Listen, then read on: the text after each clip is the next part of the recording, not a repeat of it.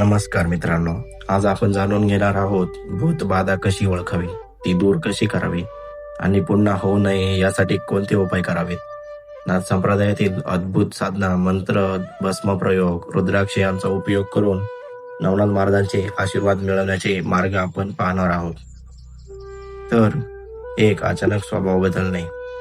मित्रांनो, जर एखादी व्यक्ती आधी शांत व प्रेमळ असेल आणि अचानक रागीट, हिंसक आणि विचित्र वागायला लागली तर ही भूतबाधेची लक्षणे असू शकतात. 2, भीती व बेचैनी. घरात किंवा अंधाऱ्या जागी सतत भीती वाटणे, रात्री अचानक घाबरून जाग येणे किंवा घरातील काही ठिकाणी जाण्यास तीव्र भीती वाटणे ही लक्षणे आहेत. 3, शारीरिक लक्षणे.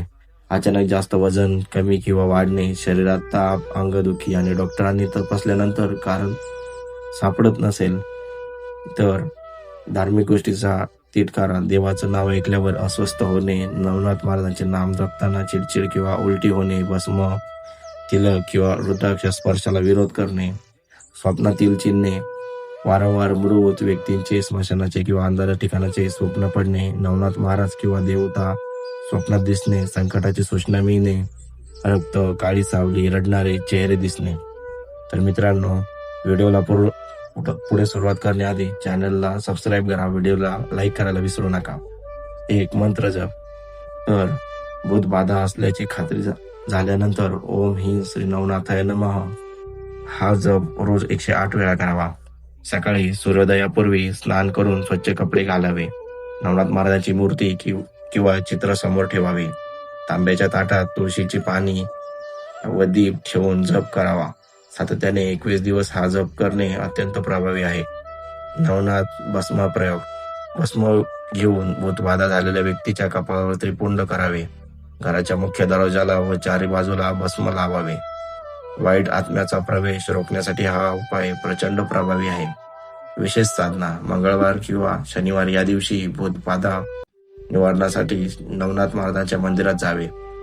नारळ, लिंबू, धूप, दीप अर्पण करून आरती करावी. मंदिरात मिळालेली भस्म घरात लावावी. 4, नामस्मरण. घरात रोज सकाळ, संध्याकाळ, सायंकाळ जय जय नवनाथ असा गजर करावा. नवनाथ महाराजांचे भजन, कीर्तन किंवा नामस्मरण चालू ठेवावे. रुद्राक्ष व नवनाथ कवच. 5 मुखी रुद्राक्ष गळ्यात किंवा हातात परिधान करावा. रुद्राक्षावर नवनाथ महाराज मंत्रांचा जप करूनच परिधान करावा. नवनाथ कवच रोज वाचावे, हे नकारात्मक शक्तीपासून संरक्षण करते. घरात वाईट, रागीट व नकारात्मक बोलणे टाळा. अंधाऱ्या कोपऱ्यात किंवा रिकाम्या जागी कचरा, धूळ साचू देऊ नका. रात्री झोपण्यापूर्वी जयघोष व दीप विझवावा. अमावस्या, ग्रहण, पौर्णिमा अशा दिवशी विशेष जप व साधना करावी.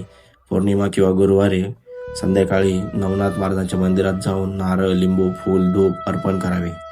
जिथे गुरुसेवा आणि भक्तिभाव आहे तिथे कोणतीही नकारात्मक शक्ती टिकत नाही. आपल्या गुरूंना प्रामाणिकपणे सेवा करावी आणि आशीर्वाद घ्यावा. मन, वाणी आणि कर्माने पवित्र राहणे हे सर्वोत्तम रक्षण आहे. मित्रांनो, भूतबाधा ओळखणे, तिचा नाश करणे आणि पुन्हा होऊ न देणे यासाठी 5 गोष्टी अत्यंत महत्वाच्या आहेत. नवनाथ महाराजांचे नामस्मरण, भस्मयोग, रुद्राक्ष परिधान, घरातील नियम व शुद्धी, भक्तिभाव व गुरुसेवा. जिथे नवनाथ महाराजांचे नाव घेतले जाते तिथे कोणतीही वाईट शक्ती जवळ येऊ शकत नाही. नमो आदेश अलख निरंजय. जय जय नवनाथ महाराज की जय.